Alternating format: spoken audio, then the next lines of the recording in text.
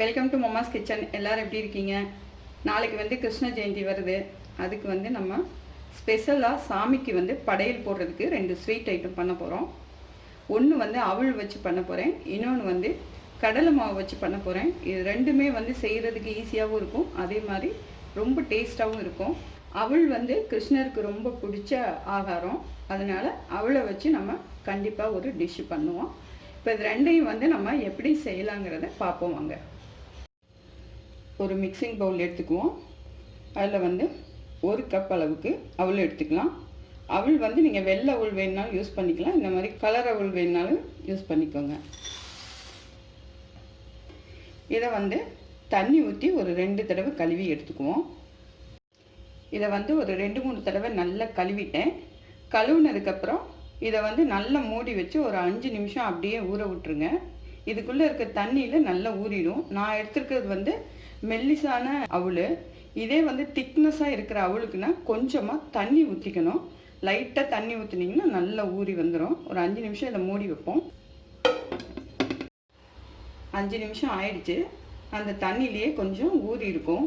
இப்போ பார்ப்போம். பாருங்கள், அந்த தண்ணியிலேயே நல்லா மலர்ந்து இருக்குது. இப்போ இதை வந்து மிக்சி ஜாரில் வந்து போட்டு லைட்டாக 1-2 திரிச்சு எடுத்துக்கலாம். மிக்சி ஜாரில் போட்டு 1-2 திரிச்சுக்கிட்டேன். 1-2 திரிச்சிக்கலனாலும், இப்போ அதாவது மிக்சி ஜாரில் போடலனாலும் நீங்கள் நார்மலாக இதே மாதிரி ஊர்ன வாக்கில் வச்சுக்கிட்டா கூட நல்லா தான் இருக்கும். இப்போ வந்து அவல் ரெடி ஆயிடுச்சு. இப்போ நம்ம வந்து இதுக்கு ஒரு சர்க்கரை பாகு வைக்கணும். அதை எப்படி வைக்கலாங்கிறத பார்ப்போம்.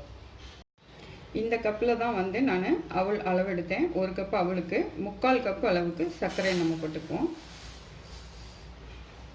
1/4 கப் அளவுக்கு தண்ணி விட்டுக்கலாம். இப்போ வந்து அடுப்பை ஆன் பண்ணிக்கலாம். சர்க்கரை வந்து நல்லா அந்த தண்ணியில் கரையணும். இப்போ பாகு பதம் வரணும் அப்படின்னா உங்களுக்கு ஏற்கனவே சொன்ன மாதிரி தண்ணி கொஞ்சமாக ஊற்றுங்க. நிறைய ஊற்றினா அப்புறம் பாகு பதம் வர்றதுக்கு லேட் ஆகும். சர்க்கரை வந்து நல்லா கரைஞ்சி கொதிக்குது. இப்போ இந்த டைமில் கொஞ்சமாக உப்பு சேர்த்துக்கலாம். வாசனைக்கு கொஞ்சமாக ஏலக்காய் தூள் போட்டுக்கலாம். நல்லா கிண்டி விட்டுக்குவோம். பாகு பதம் வந்து 1 கம்பி பதம் வந்தால் போதும். 1 கம்பி பதம் வந்து வருதான்னு நம்ம பார்த்துக்கலாம். ஏன்னா நம்ம ஏற்கனவே வந்து தண்ணியில் தான் ஊற வச்சு அவளை வச்சுருக்கோம், அதுலேயே ஈரப்பதம் இருக்கும். ஸோ வந்து நல்லா திக்கான பாகை ஊற்றும் போது தான் அது நல்லா சேர்ந்து வரும் லட்டு பிடிக்க. இன்னும் இருக்கணும். 2 நிமிஷம் ஆச்சு, நல்லா கொதிச்சிடுச்சு. இப்போ வந்து நம்ம கம்பி பதத்தை பார்ப்போம்.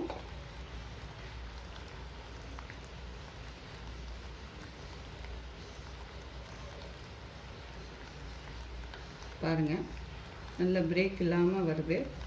இதுதான் கரெக்டான பதம். இப்போ வந்து நம்ம ஆஃப் பண்ணிக்கலாம் ஸ்டவ்.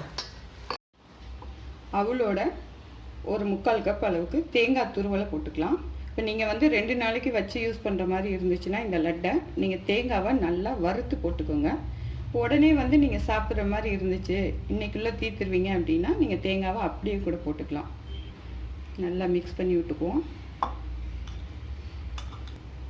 முந்திரி பருப்பு கொஞ்சம் எடுத்து 1-2 உடைச்சி இதில் போட்டுக்கலாம். நல்லா கிளறி விட்டுருவோம். இப்போ வந்து நம்ம ரெடி பண்ணி வச்சுருக்க சர்க்கரை பாகை இதுக்கு மேலே ஊற்றலாம். எல்லாத்தையும் ஊற்றிடாதீங்க, தேவையான அளவுக்கு கொஞ்சம் கொஞ்சமாக ஊற்றி நல்லா கிளறி விடுங்க.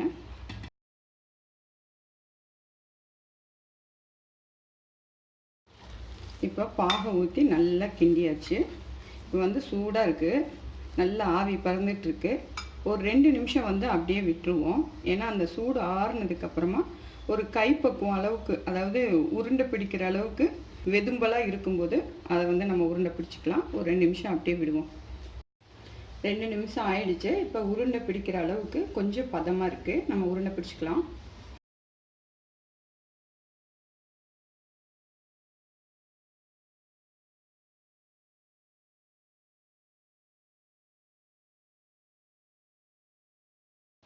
இப்போ எல்லாத்தையும் வந்து நம்ம லட்டாக பிடிச்சாச்சு. 1 கப் அளவுக்கு இத்தனை லட்டு வந்திருக்கு. பொதுவாக வந்து எல்லாருமே அவல் லட்டு செய்யும்போது நெய் விட்டு நல்லா வறுத்துட்டு அவளை அதை லைட்டாக பொடிச்சு எடுத்துட்டு பாகு மாதிரி வச்சு ஊற்றி நல்லா மிக்ஸ் பண்ணி அதில் லட்டு பிடிப்பாங்க. நான் வந்து எதுக்கு அவ்வளோ அலசிட்டு நான் பண்ணேன் அப்படின்னா, நம்ம சாமிக்கு நெய்வேத்தியம் பண்ணும்போது கொஞ்சம் சுத்தபத்தமாக செய்யணுங்கிறதுனால ஃபஸ்ட்டு வந்து அவ்வளோ நல்லா தண்ணியில் வாஷ் பண்ணிவிட்டு நான் இந்த மெத்தடில் செஞ்சேன்.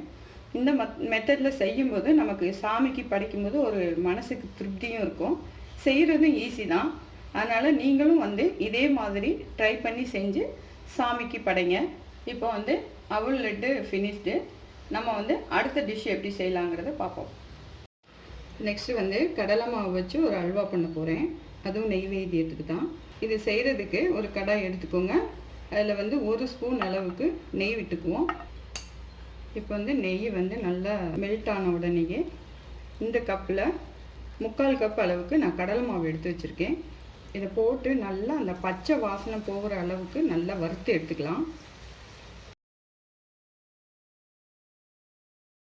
அந்த கடலை மாவில் உள்ள பச்சை வாசனை போகிற வரைக்கும் நல்லா வறுத்து எடுத்தாச்சு. இப்போ வந்து ஸ்டவ் ஆஃப் பண்ணிக்குவோம். ஆஃப் பண்ணிவிட்டு இந்த மாவை வந்து நல்லா சூடு ஆறுற வரைக்கும் நம்ம அப்படியே வச்சுருப்போம். இப்போ வந்து இந்த கடலை மாவு, வறுத்த கடலை மாவு சூடு நல்லா ஆறிடுச்சு. இப்போ இந்த கப்பில் தான் வந்து 3/4 கப் அளவு நம்ம எடுத்துருக்கோம் கடலை மாவு. இப்போ இதே கப்பில் வந்து ஒரு 1/4 கப் அளவு பால் எடுத்துக்குவோம். பால் எடுத்து இதில் ஊற்றி கட்டி இல்லாமல் நல்லா கரைச்சி எடுத்துக்கலாம். பாலை பொறுத்த மட்டும் காய்ச்சி ஆற வச்ச பாலாக இருந்தாலும் சரி, பச்சை பாலாக இருந்தாலும் சரி எடுத்துக்கலாம், ரெண்டுமே. கரைக்கிறதுக்கு வந்து பால் அளவு தேவையில்லை. இப்போ 1/4 கப்பு ஊற்றிருக்கோம். 1/4 கப்பு ஊற்றினது வந்து இன்னும் சரியாக கரையில், இன்னும் கொஞ்சம் கூட ஊற்றிக்கலாம். நீங்கள் 1/4 கப்பில் இருந்து 1/2 கப்பு வரைக்கும் கூட எடுத்து கலந்துக்கலாம். கட்டி இல்லாமல் கலக்கணும், அதுதான் முக்கியம். இப்போ வந்து கட்டி இல்லாமல் நல்லா கரைச்சாச்சு. இதுக்கு மேலே தான் நம்ம வந்து ஸ்டவ் ஆன் பண்ணணும். இப்போ இதே கப்பில் வந்து பார்த்திங்கன்னா மொத்தமாக நம்ம எந்த அளவு கடலை மாவு எடுத்துருக்கோமோ அதே அளவில் வந்து 2 மடங்கு பால் எடுத்துக்கணும். இப்போ நம்ம ஏற்கனவே ஒரு 1/2 கப்பு ஊற்றிருக்கோம். மிச்சம் வந்து 1 கப் பால் இருக்குது, அதையும் நம்ம இதோட கலந்துக்கலாம்.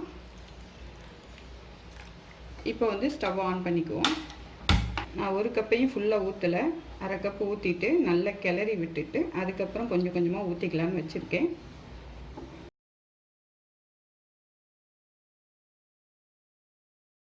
பாலையும் இப்போ ஊற்றிக்கலாம். இப்போ அந்த கடலை மாவு வந்து இந்த பால்லையே நல்லா வேக விடணும். இப்போ அப்பப்போ கட்டி கட்டாமல் இருக்கிறதுக்கு நல்லா கிண்டி விட்டுக்கிட்டே இருங்க, கைவிடாமல் கிண்டணும். அதே மாதிரி அடுப்பு வந்து மீடியம் ஃப்ளேமில் வச்சுக்கோங்க. ஸ்டவ்வை ரொம்ப ஹை ஃப்ளேமில் வச்சிங்கன்னா நல்லா கட்டியாயிடும். பால்லாம் ஊற்றி பால் நல்லா திக்னஸ் ஆயிடுச்சு. இப்போ வந்து இந்த கப்பில் தான் கடலை மாவு எடுத்தோம், அதே கப்பில் 3/4 கப்பு வேணாலும் எடுத்துக்கலாம். இல்லை, நான் வந்து 1 கப் எடுக்கிறேன், கொஞ்சம் ஸ்ட்ராங்காக இனிப்பு இருக்கணுங்கிறதுக்காக 1 கப் அளவு எடுத்து நம்ம சர்க்கரையை போட்டுருவோம். சர்க்கரை போட்டு நல்லா மிக்ஸ் பண்ணுவோம். சர்க்கரை போட்டதுக்கப்புறம் கொஞ்சம் மெல்ட் ஆகும், அதுக்கப்புறம் திக்னஸ் ஆகிடும். சர்க்கரை போட்டு நல்லா மெல்ட் ஆகிடுச்சு. இதை நல்லா கெட்டியாகிற வரைக்கும் கைவிடாமல் நல்லா கிண்டிக்கிட்டே இருப்போம். இந்த டிஷ்ஷுக்கு வந்து நான் சர்க்கரை போட்டேன், சர்க்கரை தான் போட்டு பண்ணணுங்கிற கட்டாயம் எதுவும் கிடையாது. சர்க்கரைக்கு பதிலாக நீங்கள் வெல்லமோ இல்லை அப்படின்னா நாட்டு சர்க்கரையை கூட நீங்கள் யூஸ் பண்ணிக்கலாம், நல்ல டேஸ்ட் கொடுக்கும். இப்போ வந்து திக்னஸ் ஆயிடுச்சு. 1 ஸ்பூன் அளவுக்கு நெய் விட்டுக்கலாம். நெய் வந்து இதுக்கு ஒரு 3-4 ஸ்பூன் தேவைப்படும். ஒவ்வொரு ஸ்பூனாக விட்டு நல்லா கிளறி விடுவோம். அந்த நெய்யோடு சேர்த்து வேகட்டும். ஒரு சேர 4 ஸ்பூன் ஊற்ற வேணாம், நல்லா மிக்ஸ் பண்ணிக்குவோம்.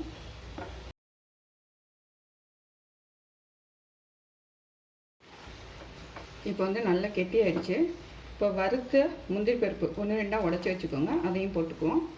கொஞ்சமாக வாசத்துக்கு ஏலக்காய் தூள் போட்டுக்கலாம். கொஞ்சம் நெய் விட்டுக்கலாம். ஃபுல்லாக கம்ப்ளீட்டாக சிம்மில் வச்சுருங்க. இது வந்து ஆல்மோஸ்ட் ரெடி ஆகிடுச்சு. நம்ம வந்து ஏலக்காயெலாம் போட்டதுனால நல்லா கிண்டி விடுவோம். பாருங்கள், நல்லா ரெடி ஆயிடுச்சு. சட்டியில் வந்து நல்லா ஒட்டாமல் சில்கியாக வருது. இன்னும் 1 நிமிஷம் நல்லா கிண்டி விட்டுருவோம். லாஸ்ட்டாக கொஞ்சம் போல் நெய் விட்டுக்கலாம்.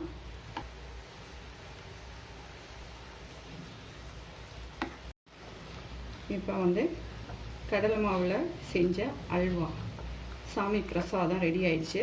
ஸ்டவ் ஆஃப் பண்ணிக்கலாம். இப்போ வந்து கிருஷ்ண ஜெயந்திக்கு சாமிக்கு வைக்கிற படையல் 2 ஸ்வீட் வந்து ரெடி ஆயிடுச்சு. இது வந்து சாப்பிட்றதுக்கு ரொம்ப டேஸ்ட்டாக இருக்கும். அதே மாதிரி செய்கிறதுக்கு ரொம்ப ரொம்ப சுலபம். இதே மாதிரி நீங்களும் வீட்டில் செஞ்சு சாமிக்கு படையல் போட்டு நல்ல சந்தோஷமாக கிருஷ்ண ஜெயந்தியை கொண்டாடுங்க. நல்லா சாப்பிடுங்க, ஆரோக்கியமாக இருங்க, சந்தோஷமாக இருங்க. மீண்டும் ஒரு புது ரெசிபியில் உங்களை சந்திக்கிறேன். நன்றி.